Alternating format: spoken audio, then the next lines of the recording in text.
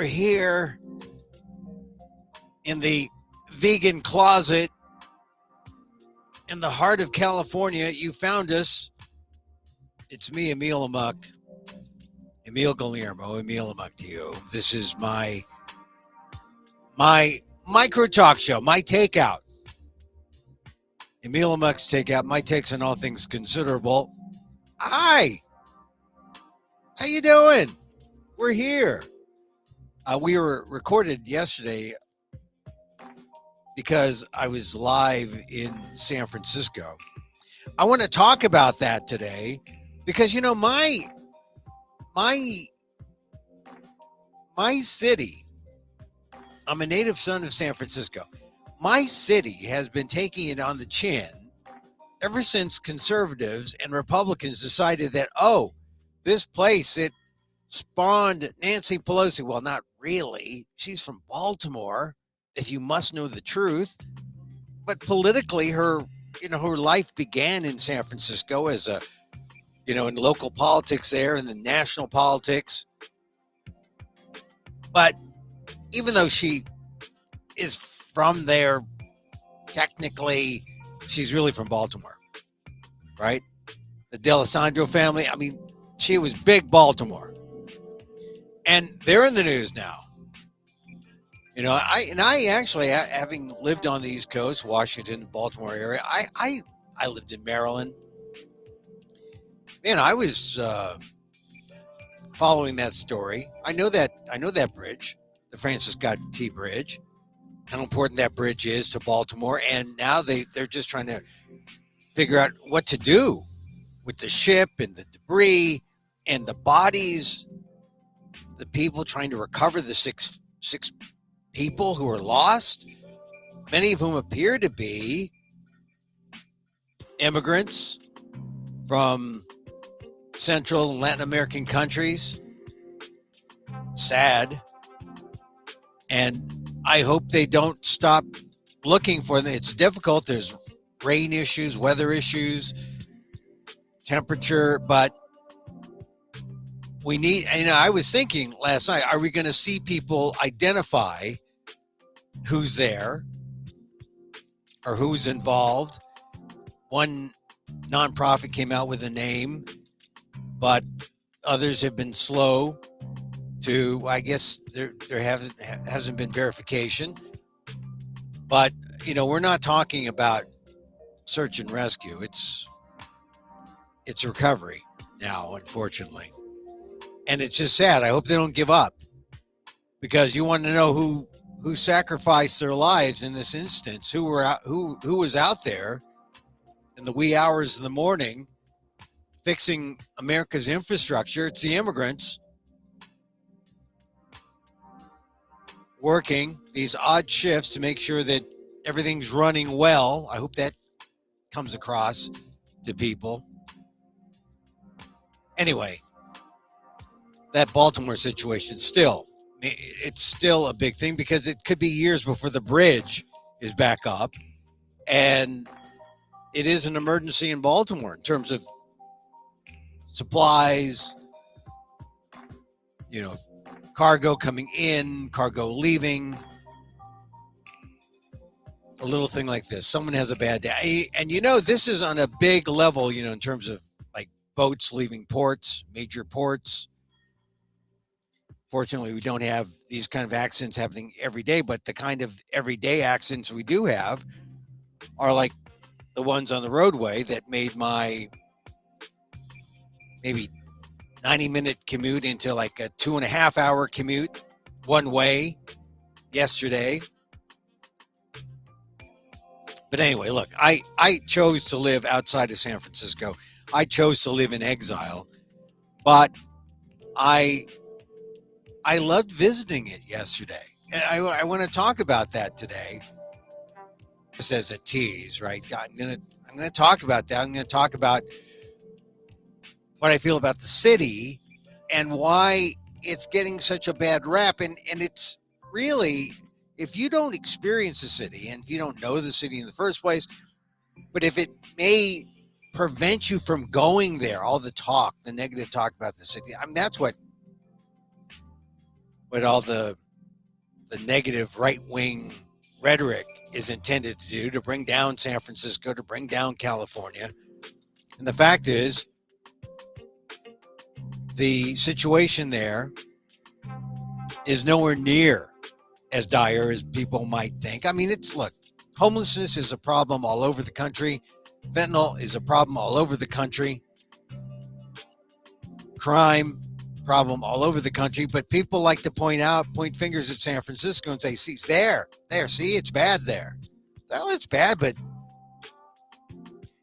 I mean, it's sort of similar to other cities.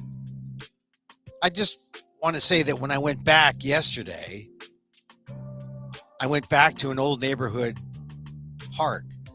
I grew up around Dolores Park on 19th and Dolores in the Mission District. Moved around the Mission. I lived all over the city, but most of my growing up took place right there at Dolores Park. I spent hours a day at Dolores Park playing the fields. We had fields that were kind of makeshift because it was just a patch of grass. And there were there were tennis courts there. Wasn't great in tennis, but there were tennis courts there that other people made use of. There was one basketball court. We didn't have a gym, so we had to go to other parks. But that was where I hung out. And then there was a director's office. The park director, Rich Goldberg, was a great guy. And he shaped us young athletes, and we took on the city. We went to different parts, like Glen Park. And it wasn't my greatest place to play basketball. I'm not a great basketball player, but we used to go to Glen Park for basketball. We used to go to Glen Park to play baseball. And I will say that, and I had some good days there, not just in, junior high, like when I was 11 and 12, but also when I was 13, 14, 15, and even into high school, because some of my high school games I played baseball or on that Glen Park field. Surely when I played JV baseball in 10th grade, and then we played Big Rec, Golden Gate Park, and at Funston, which I guess is called Moscone now, right? So a lot of memories going back to Glen Park. And Glen Park is sort of, you go to the end of 30th Street, it's kind of in this weird part of the city. It's in the center of the city.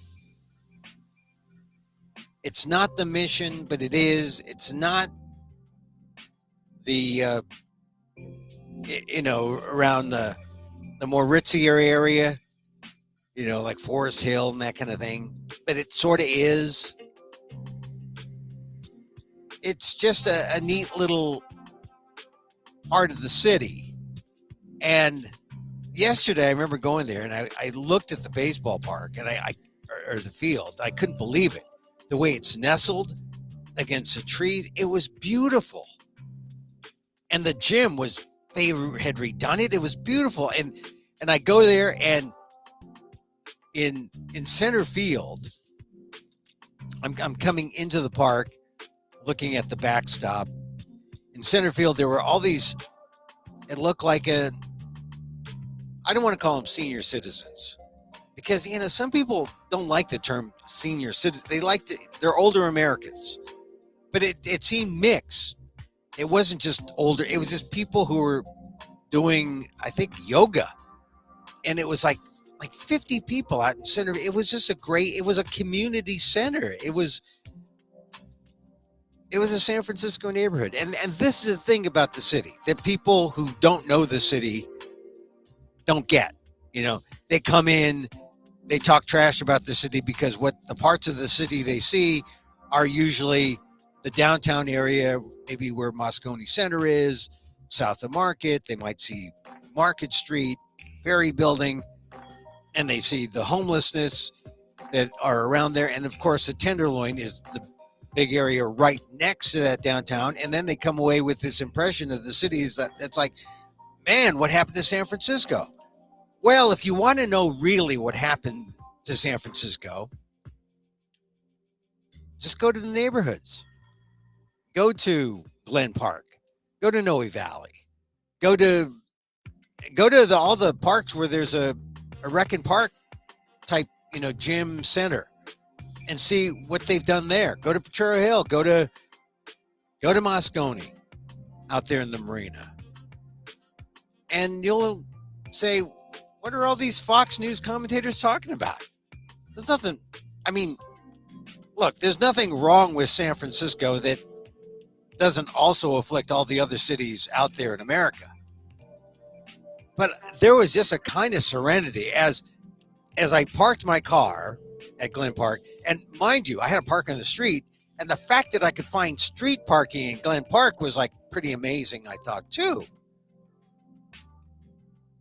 And I just walked into the park, looked at the backstop from like where right field is. Got my baseball memories as I played when I was 12 and 13 and 14. And then I looked over to center field, and there were like 50 people of all ages, primarily older Americans. They were doing their yoga, their Tai Chi. This is a community, right? San Francisco still is a great place to live, a great community. And like I said, all you have to do is some midday, get out of the downtown, maybe take BART to Glen Park, and then get off the BART and then walk up to where to Elk Street, where ELK, elk. Don't eat the elk, don't hunt the elk, but on Elk Street, go to Glen Park and see the park there. And you'll say, wow, it's a center. There are people there. It's they've got recreational activities for people throughout the day. And that's where my event was yesterday. I was asked to speak about Cesar Chavez in one of the multi-purpose rooms there. My friend Nikki Trazina works for a neighborhood organization, nonprofit. Cesar Chavez's birthday is on March 31st, and it happens to be Cesar Chavez Day, right? Which also, I mean, just, as I was preparing for this, I realized that not only is it Cesar Chavez Day, but it's also International Trans Visibility Day, which I don't pretend to know what Cesar Chavez might have thought about trans people, but I would think that if he understood and knew about how trans people are targeted as the other, I think he would be greatly sympathetic toward the idea of an international Trans Visibility Day. That's on March 31st. So you got Cesar Chavez Day, you got Trans Visibility Day, and then you've got Easter Sunday. Talk about trifecta. I mean, it's quite a thing coming up this Sunday. And so I was asked to give this speech, and I just made mention that, hey, how appropriate here. Here is this guy, Cesar Chavez. His day, March 31st, this year, happens to fall on a day when we celebrate all of these things. Chavez, activist, social justice fighter, man who fought for the rights of the farm workers.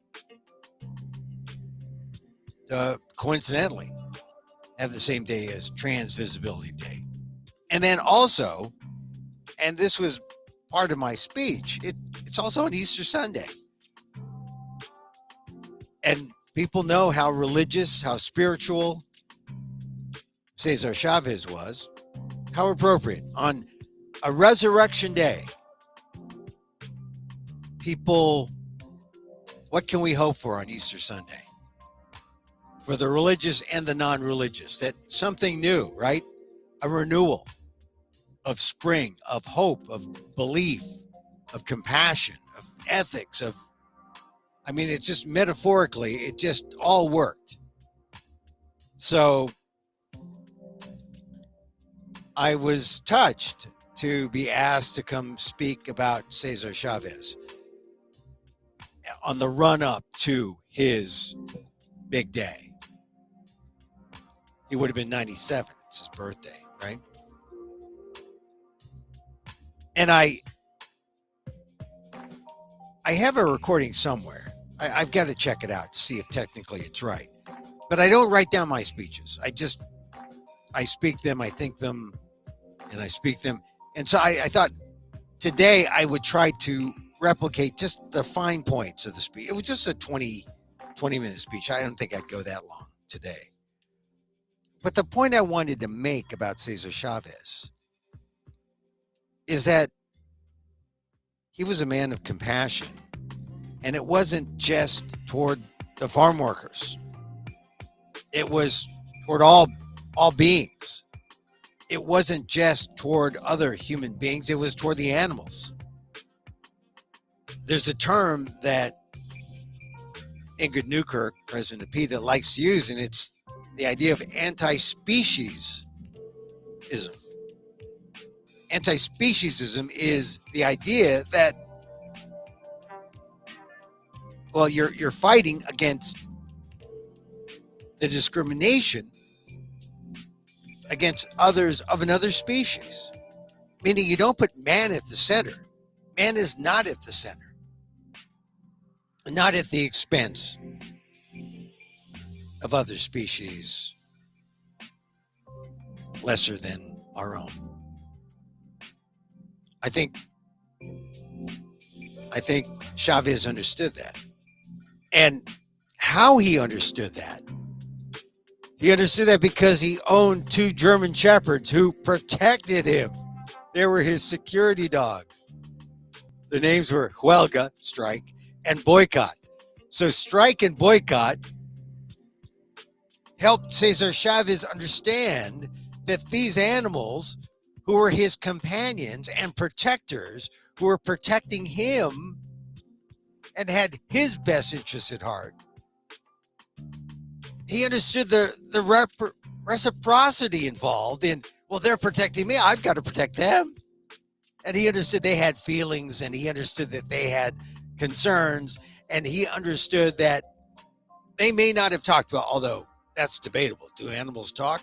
Do animals have, certainly animals have feelings. And if they have feelings, that's sort of the basis that philosophers began thinking that, oh, animals have feelings? Well, then we can't deny those feelings. We have to make sure that they don't suffer. We have to make sure that they don't feel the pain. We have to make sure that they are protected. That is really the beginning of animal rights, when philosophers first began to understand that. And the modern philosopher who really put animal rights on the map, Peter Singer, he's been on the PETA podcast before. He's sort of really brought it to the forefront. And this week on the PETA podcast, I reprise a conversation I had with Barbara King, who is an anthropologist, professor emerita from William and Mary. And she talks about empathy, the empathy that she feels toward all animals, octopi, spiders even, because they have feelings. And I talk to her, I tell her my aunt's story. Not my aunt like my Auntie Basing, but literally an ant. And when I see ants, when they're crawling on my breadcrumbs, and I see one ant has fallen, maybe when I flecked him with a little water, forgive me. One ant carrying another ant back to their home. They have feelings. We can observe it. So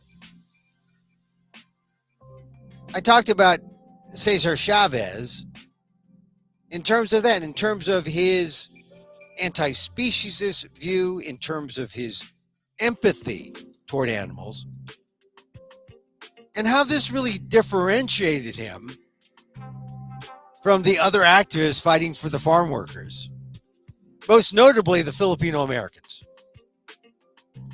And I realized when someone asked me to speak about Chavez, I've never said anything good about Chavez, really, in the last 25 years. I mean, not really anything good. I mean, I just didn't go out of my way, because the last 25 to 30 years, I have spent trying to enlarge the view of Chavez, to make people understand that it wasn't just Cesar Chavez who was out there,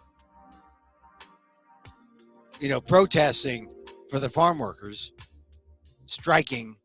It wasn't just Chavez alone. In fact, Chavez wouldn't have been there were it not for the Filipino American labor leaders of the time, who've been left out of the narrative. And for the last 30 years, I've been talking about the Filipinos who've been eclipsed. Oh, that's a big word now, especially on April 8th. Eclipsed by Cesar Chavez.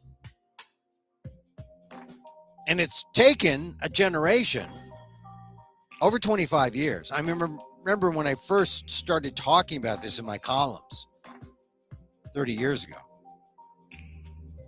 I remember only a handful of mainstream labor writers would say, oh, yeah, we honor Chavez. We know what he did. The grape strike, 1965. We got it. But let us not forget the great Filipino American labor activist, Larry Itliong. Itliong primarily. And then later, activists like Philip Veracruz and Pete Velasco, both of whom were part of the UFW, the United Farm Workers, under Chavez, with Itliong for a time being. Itliong was there, and then he left.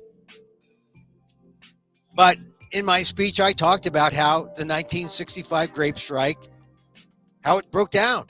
I mean, not broke down, poor choice of words, how it started and who initiated the grape strike. The grape strike was initiated by Larry Itliong, Agricultural Workers Organizing Committee, AWOC. It was AFL-CIO. And you got to remember that Itliong had come to America like my father. First Filipinos, 1929. That's Itliong. My father came in 28. My father would not work in the fields. He said, I'm staying in San Francisco. I'm not here to pick the vegetables, not for $1.10. I'm here to cook the vegetables. He stayed and worked in the restaurant. And the restaurants of San Francisco was a member of the Cooks Union. That's why when the grape strike happened in 65, and I could not eat grapes for at least 5 years because I was in a union household. We did not eat grapes. Table grapes, no. Gallo wine, well, I was like 12, so no Gallo wine for me either. But no grapes, grape nuts, that's what I had, grape nuts, a different thing. So my dad was a unionist and was in San Francisco. Larry Itliong went into the valley, the Central Valley, and worked the fields up and down the state. Went up to Alaska, he lost some fingers.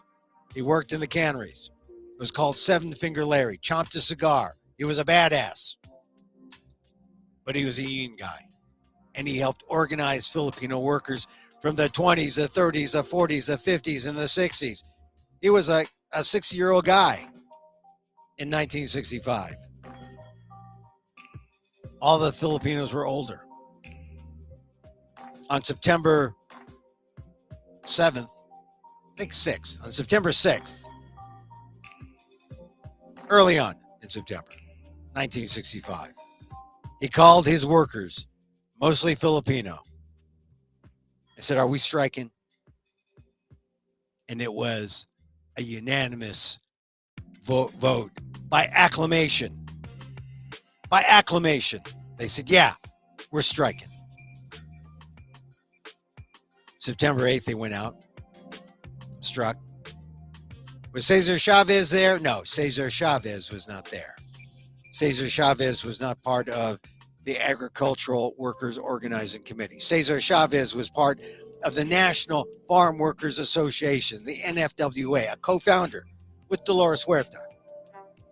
But did they want any part of the strike? No, they did not. They did not. And this is where the credit must be given to Itliong, because Itliong saw the future. He saw what was needed, that the Filipinos could not win the strike against the growers in Delano by themselves. They needed help. I mean, most of the workers were in their 60s, 50s, older. They needed the younger workers. And where were the younger workers coming from? From Mexico into the United States. Itliong saw that and turned to Chavez and said, we need you for our strike. There were negotiations. And I know this because every 10 years, there's like a summit of the UFW from a Filipino-American perspective. The Filipino-American National Historical Society brought people together for the 40th and for the 50th. It's going to happen again, maybe the 60th year next year, perhaps. But it was 2015. I drove down to Delano for the 50th. Went down to the Delano Community Center. Talked to the people and their forebears, who are their offspring, who happen to know the stories of the vote and what happened. Gilbert Padilla of the NFWA was there, and he said, yeah, it was because of Larry. We talked to Cesar, convinced him that the NFWA had to go and join the Filipinos. Because Gilbert Padilla was honest. He said, look, we didn't have we were an association. We were like a mutual aid society. If you had a death in the family, we'd help you with a casket. We'd help you get food if you needed food. But we weren't a union. Not like AWOC. That was a big deal. In fact, Gilbert as much admitted that they had an office, a telephone, a couple of typewriters. They could help out with posters, maybe man a picket every now and then. But they did not have an organization.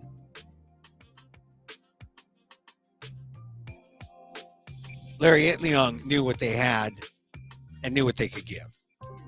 He convinced Cesar Chavez, who took a vote on September 17th, and FWA voted to join AWOC, and that was the beginning of the United Farm Workers. That was how the United Farm Workers were formed. Now, it wasn't automatic. You had to go through certain certifications to be AFL-CIO, et cetera, et cetera. And it's not like there weren't some tension. Itliong knew why he needed Chavez. But some people questioned, even among the Filipinos, Itliong's vision, Itliong's wisdom. One man, dear friend of mine, now passed away, Ernie Mabalan, didn't like some of the tactics of Cesar Chavez. As a Filipino, he was a tough guy. He was ready to fight. He was ready to go on strike.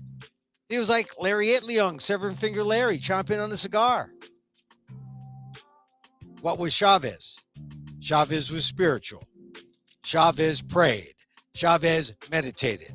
Chavez believed in hunger strikes. Chavez believed in the nonviolent methods of Martin Luther King, of Gandhi. his methods were such that Bobby Kennedy came down to the fields. Everyone looked at what was going on in the fields because of Chavez. And Ernie Mabalan would say when Chavez wanted to march to Sacramento, the state capital, which is like some 400 miles away, Ernie would shake his head and say, marching that many miles behind a statue of the Virgin Mary, that is not a strike. Ernie Mabalan. Man, I love Ernie Mabalan. His daughter Dawn went on to write the history of Stockton and the Filipino American community, and went in to write one of the, I think, the best children's YA book on Larry Itliong, which has been used to write the musical, Larry the Musical, which is in San Francisco now at the Bravo Theater. Got to check it out if you can. But Ernie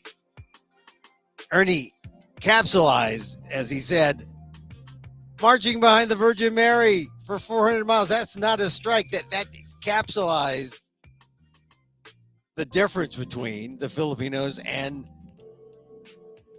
Chavez. But it gave the union, it gave the United Farm Workers that panache that Chavez would go nationwide. He'd go to the East Coast, tell people not to buy table grapes. He goes to Safeway, California, and try and start that strike. I mean, this was really the heyday of the UFW, the early days. And mind you, Larry Itliong, who started it, was sort of there, but kind of like with Ernie Mabalan saying, I don't really believe in all this, but mostly he was concerned about the older Filipinos that he had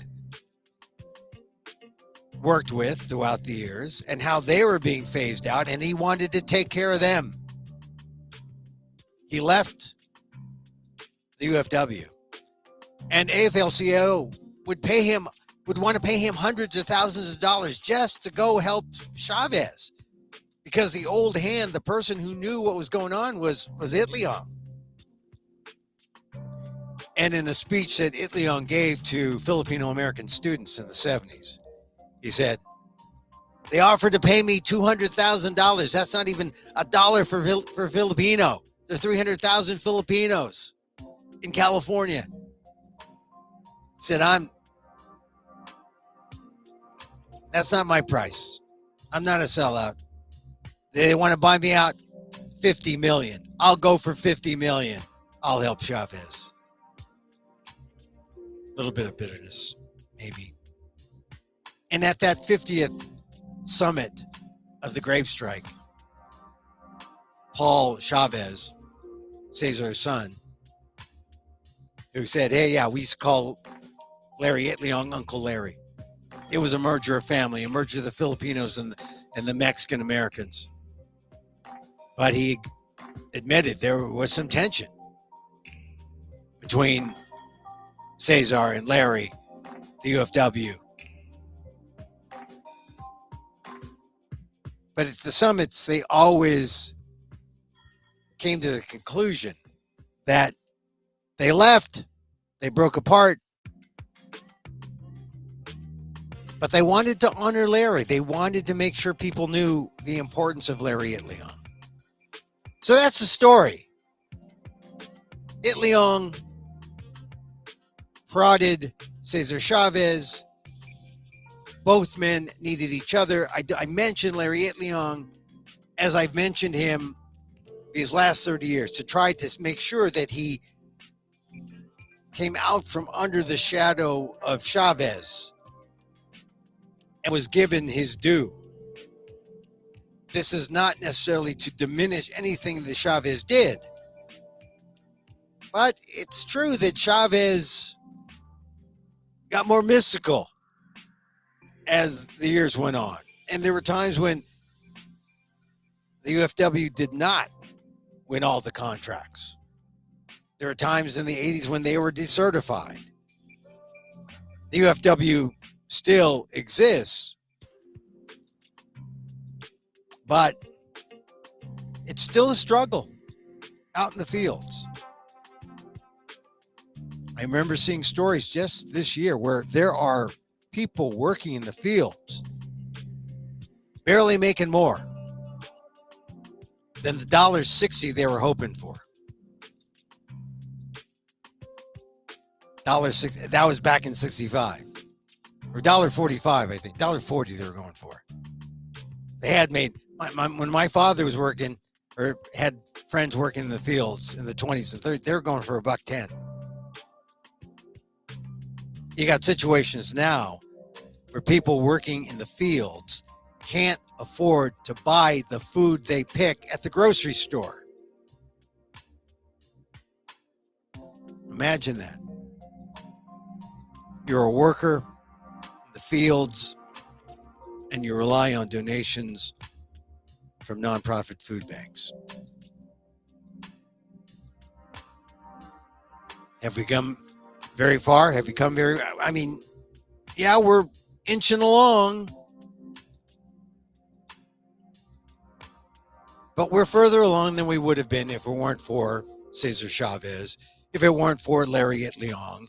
And on the day we honor Cesar Chavez, March 31st, we honor him for maybe the most important thing he did, the grape strike, the UFW, and also honoring the fact that he did not just protect the farm worker, but he also made sure that the end user, the consumer, was protected. The consumer had to be protected. The end of DDT, the end of pesticide use, the invention of more organic methods that were not just safe for consumers, but safe for the workers. Those were all in contracts, UFW contracts. Cesar Chavez, we have to thank. The UFW, certainly, we have to thank. So I end my speech, or actually, I think I may have left this out because of time, but there are still lessons that we learn about Cesar Chavez. We learn about how he had this compassion for all human beings, or excuse me, all beings, all living beings. He didn't eat meat, didn't eat animal flesh.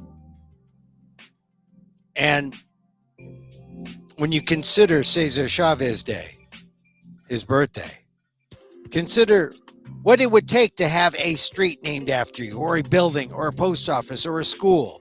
What would you have to do? You would have to make the right decision. You would have to make the big decision that would benefit all. And you might even have to sacrifice to show people what you were willing to do. Not eat, withhold eating anything, period, not just animal flesh. And then what carries you through, what wins you over in the public, is that you are willing to do those self-sacrificing things, the things that are painful, the things that few others would dare to do.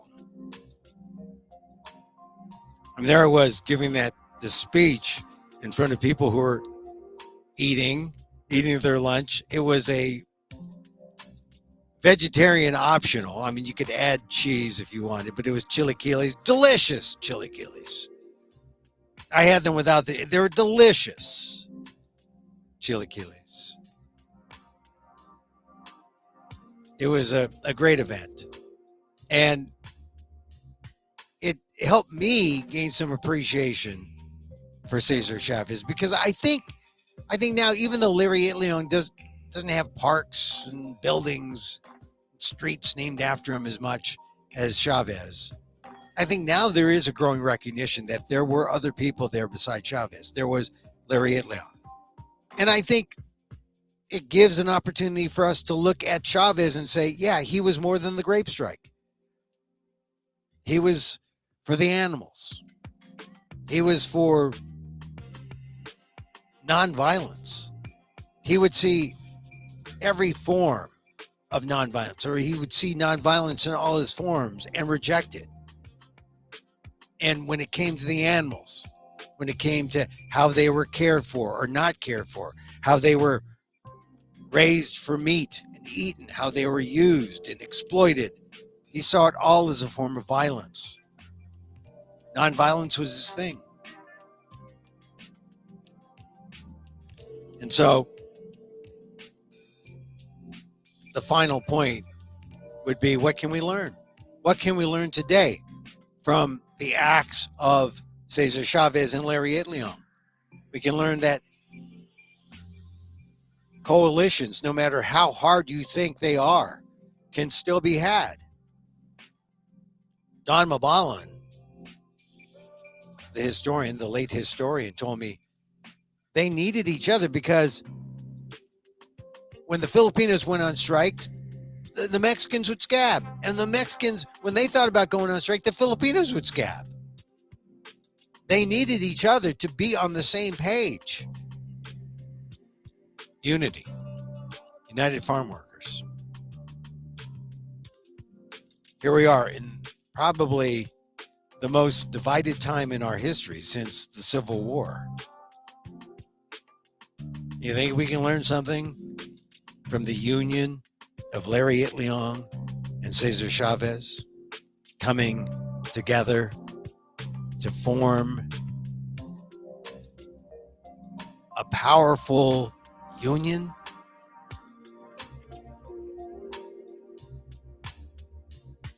Anyway, I talked to a friend of mine who said he thought he knew the story about Larry Leon and Cesar Chavez, and he thanked me for coming there to Glen Park to tell that story.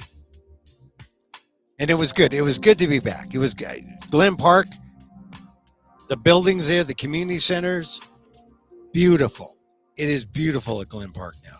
And Glen Park is not, it is not the hoity-toity section of San Francisco. It's not the Pacific Heights. It's not Lower Pacific Heights.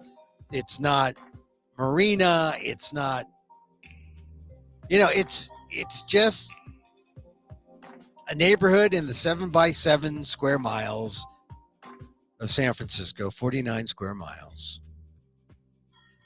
with its own little distinct sense of itself, and shaped in part because of the hills, the geography, the trees. I forget if those were eucalyptus trees. A lot of eucalyptus trees in San Francisco, where I went to school, Lowell High School. A lot of eucalyptus. Well, it was Eucalyptus Drive. There was like a grove of them. Some Lowell High School classmates were there. Glen Eng, who mans the website. And as I was talking to Glenn, I said, God, a lot of my friends are Ings. I'm a very Ingy guy. I have, when I was growing up and went to Edison School in the Mission District, a friend of mine, Albert, an Ing, his family ran the laundry store on Lexington and 20th, I think it was. 20th and Lexington and St. Carlos. Now they're kind of like hip, eatery, drinkery type streets off of Valencia. But yeah, Albert, my friend Albert Ing. In fact, I knew all the people who owned laundries there. But one was this Creole family, the Lawrence family. They had a little dry cleaners on 20 across from Albert's. Man, we couldn't wash our clothes. Like, it couldn't show any favoritism. Had to hand wash our clothes. I don't want to show favoritism to Albert or favoritism to Joe. Can't do that. Of course not. Can't do that. Anyway, it brought back memories. You're a native San Franciscan. You live in exile by choice. Actually, I told them I just kept driving east until I found a parking space. And then it would look a parking space in a closet with a microphone. Anyway, San Francisco is not that bad. Don't believe the Republican rhetoric that tries to put us down. I still feel like a San Franciscan at heart. I don't agree with all the politics that go on. I have a handful of friends who are still in politics in San Francisco. My friend, I still have a handful of friends in politics. Not the big job, but close. He'll answer my call every now and then, but it's tough. It's tough. What's happening? But people seem focused on homelessness and the area around downtown. But if they just went outside, and not even to the hoity-toity places, go to Glen Park, go to Upper Noe, go to Eureka Valley, go to the Castro. It's San Francisco is faring better than people think. Don't be fooled by the Fox News hype. Of course, that doesn't excuse us. We've got to do something about the problems of homelessness. Believe me, Gavin Newsom has been fighting that ever since he was a supervisor. But maybe there will be answers soon, shortly. All right, we're going to end the Cesar Chavez segment. March 31st, quite a day. It is Cesar Chavez Day, Easter Sunday, and International Trans Visibility Day. A trifecta. Duly noted. Or trilly noted. I don't know. All right. I just want to mention a couple of things as we wind down the show. Boy, Truth Social, the headline in the Wall Street Journal went up 16% after its debut. And it's valued now at something like $8 billion, which is wild because it's struggling to figure out how to get users, how to make money. And this is the graph that got me in the Wall Street Journal. With its valuation, Truth Social is nearly the same size as established companies such as U.S. Steel, shoe company Skechers, and the investment bank Jefferies. The company is struggling to attract users and advertisers to compete with the large social media platforms, but that isn't stopping Trump supporters from lifting up the stock. So it was up 16%. I don't know where it was today, but it was up around, I think it opened around 55 or somewhere around there. So it's the question is, can Trump take any money out in time to save himself?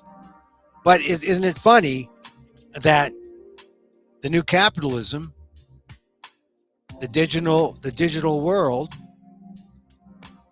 is maybe the thing that bails out the brick and mortar guy with the penchant for porn stars and all these other areas of malfeasance. Anyway, truth. So I haven't followed it today. The other thing that I think is worth mentioning is the Ronna McDaniel story. When that happened, I was surprised when it first happened, when they were hired, when MSNBC hired her. But this is the way it works in TV news, right? They're just looking for a face. They're looking for a mouthpiece. And in some ways, the fact that she was a former RNC person might have been good. I mean, they had Michael Steele, former RNC person, who's now become a kind of semi-never Trumper. I don't know, he's on there. RNC from the 80s. So it stands to reason that, okay, well, why this thing against McDaniel now? And I think it's because, and I guess on Meet the Press, Kristen Welker went after her. Do you think it's time for an apology? Because who are the leading election deniers? Who are the enablers of the whole, Trump big lie? But Ronna McDaniel and the RNC. And in fact, she then has come clean and said, hey, I guess he lost. Yeah. Which is convenient as hell for her, but it says something about her integrity. And that's why the MSNBC hosts who have been critical of the Ronna McDaniel hiring are right.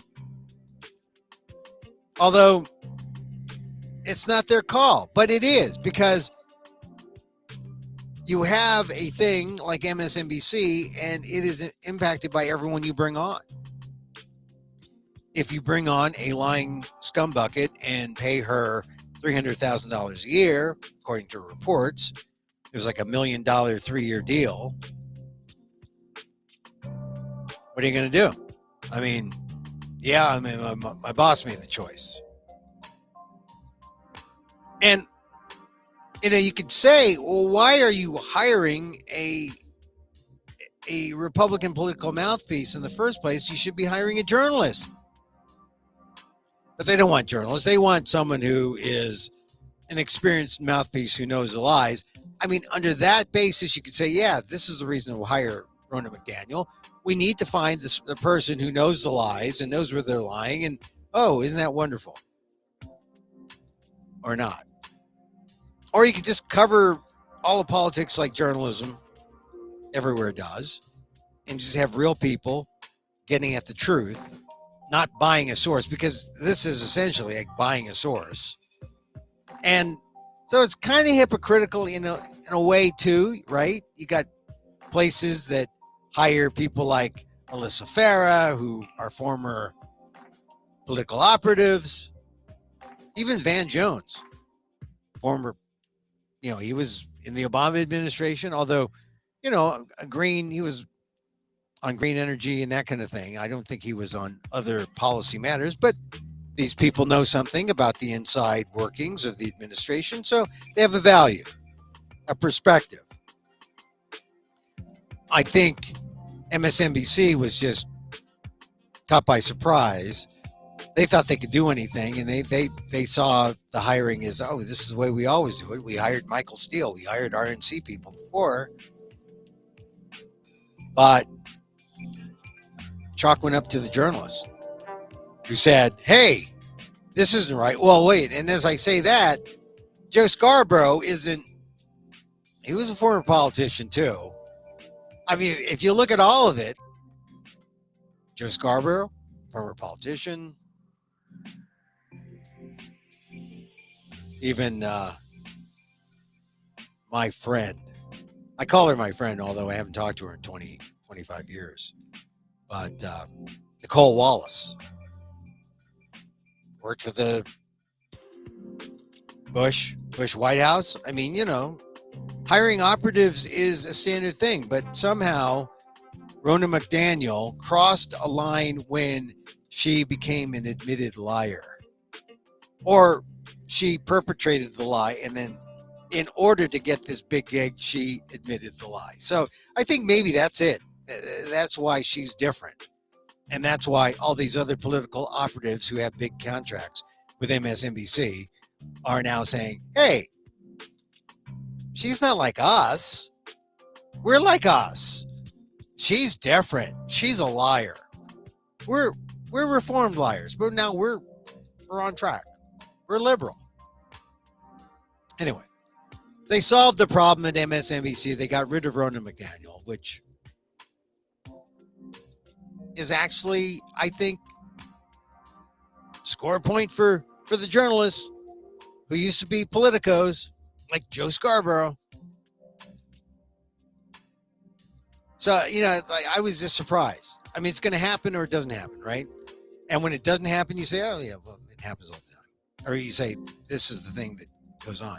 But when it does happen, you say, oh, wow, MSNBC is sensitive now. They're going to tear up the contract, void the contract. I noticed that I didn't see my friend Lawrence O'Donnell's name mentioned, and I suppose that's because, I mean, I think the bottom line is, in these news organizations where one's advocacy is the most important thing, not just one's journalistic ability. But because a lot of those guys, like I said, especially on MSNBC, they're advocates from a perspective. And I guess Ronna McDaniel, having been an admitted enabler who now has confessed in order to sign her contract, well, not in order to sign her contract, but just to clear the air. Yeah,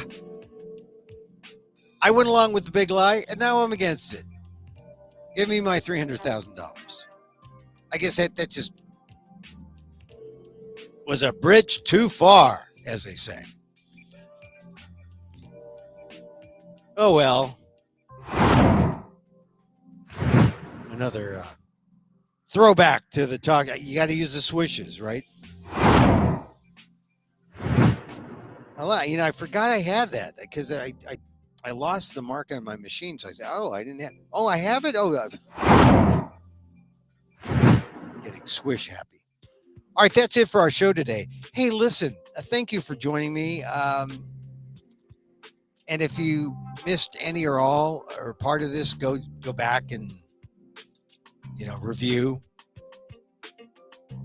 Don't forget, I'm doing my show, Emil Amok, Lost NPR host, in New York City. And in fact, you can see me there if you're going to be in New York City. Emil Amok, Lost NPR host, wily Filipino, vegan trans dad. And a person actually yesterday said, Emil, what is this vegan trans dad stuff? I said, well, you're just going to have to see how I survived my conversion therapy. Oh, I just got a better dress that fit. Someone's going to wear a dress, Emil? You're going to have to see the show. Have to see the show.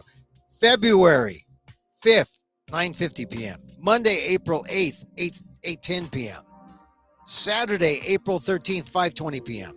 Friday, April 19th at 8:30 p.m. And Sunday, April 21st at 5:20 p.m. It's part of the New York City Fringe Festival.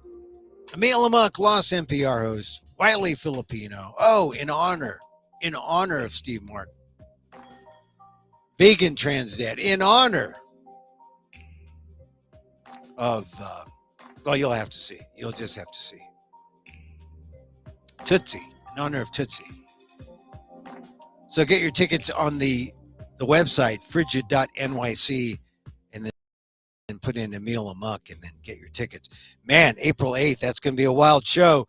People at 8:10 p.m., people are going to be celebrating the eclipse. And I will be eclipsed on the eclipse night. Oh, that should be a fun show, Monday, April 8th. I'll have to do something special. I'll have to stare at the eclipse. I'll be eclipsed by my gong. My gong. It'll be a full gongular eclipse of Emil Amok. Yeah, we'll work something out. But check it out. Check it out on the website for tickets. Not too late to get a ticket. Not too late to get a ticket. Hey, thank you for joining me. We like to do a little meditation. Meditation makes the world go round. Maybe a better person. I swear. Not just veganism. Not just the colonoscopy. It was the meditation. And so, as I wish for me, I wish for you. May you be safe. May you be happy. May you be healthy. And may you live with ease. Till next time. Emil Guillermo here.